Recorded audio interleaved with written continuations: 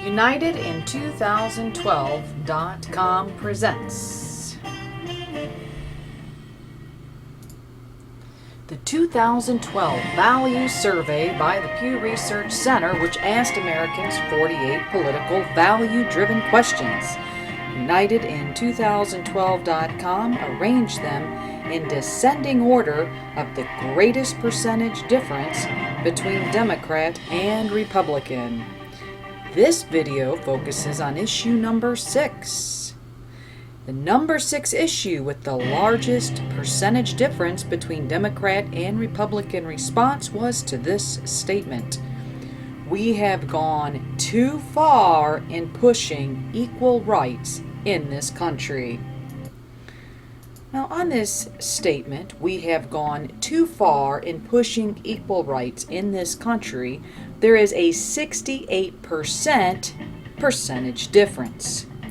Only 29%, or about 1 in 3 Democrats, agreed with this. We have gone too far in pushing equal rights in this country, whereas 59% of Republicans have said yes. We have gone too far in pushing equal rights in this country. If we had a bridge that represented compromise, how much of the bridge would be left to begin to connect each side? Well, in this case, the bridge is 68% out. Now, how a Democrat might think in key areas that would go into forming their view on equal rights. Their logic may say, the ends justify the means. Sometimes individual rights need to be sacrificed for the greater good.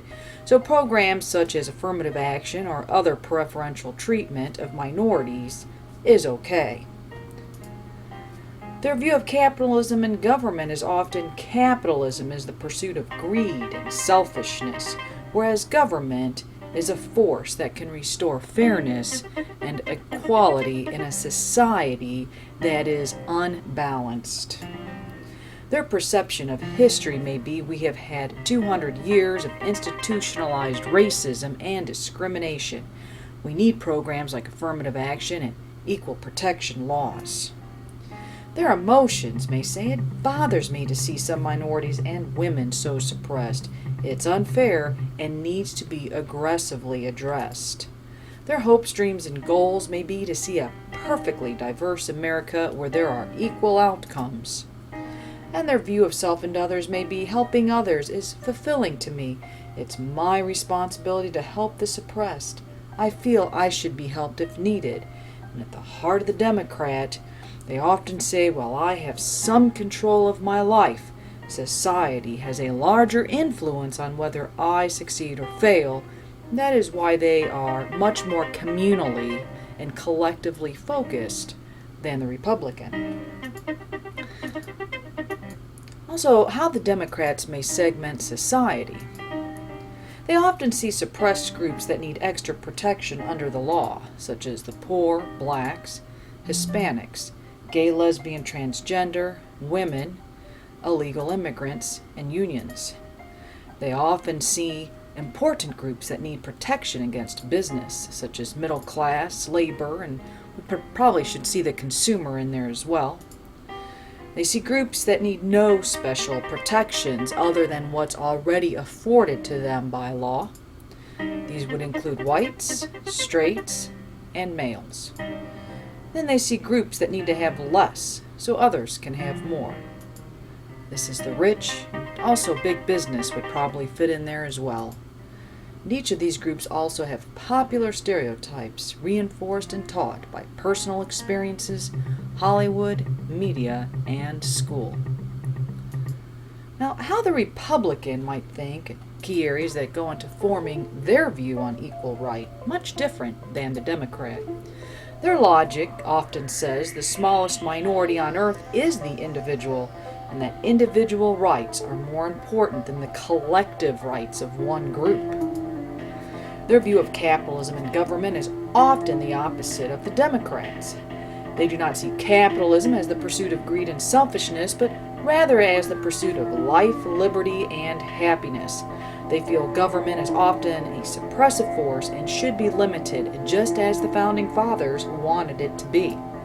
Their perception of history may be while America is not perfect, every minority and both genders in the United States has had greatly successful people.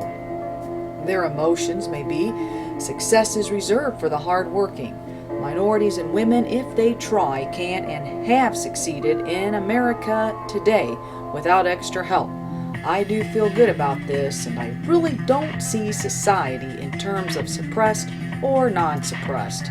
Their hopes, dreams, and goals is to see a thriving free market economy in which everyone who tries and works hard can benefit from.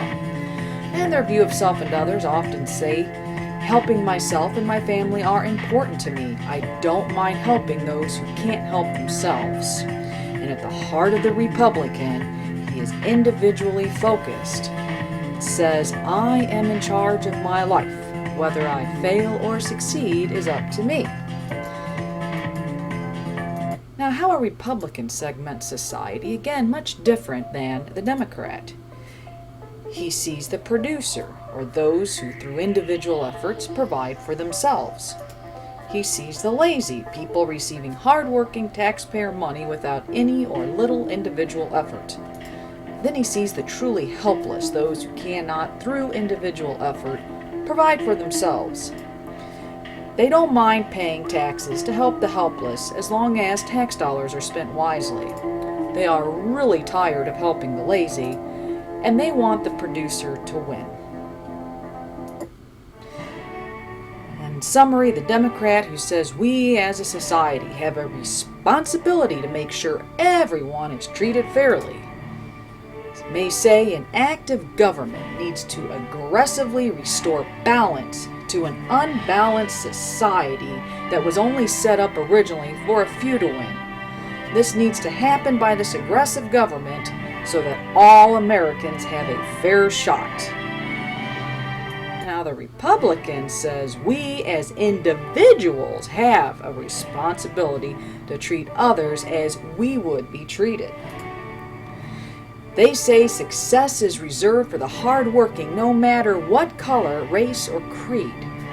Life will never be fair, but hardworking people from all backgrounds have overcome obstacles. Trying to force equal outcomes by affirmative action, special hate crime laws, and endless regulations is unfair, suppressive, and divisive. So for more information on the Pew Value Survey and our other top 10 issues, check out UnitedIn2012.com.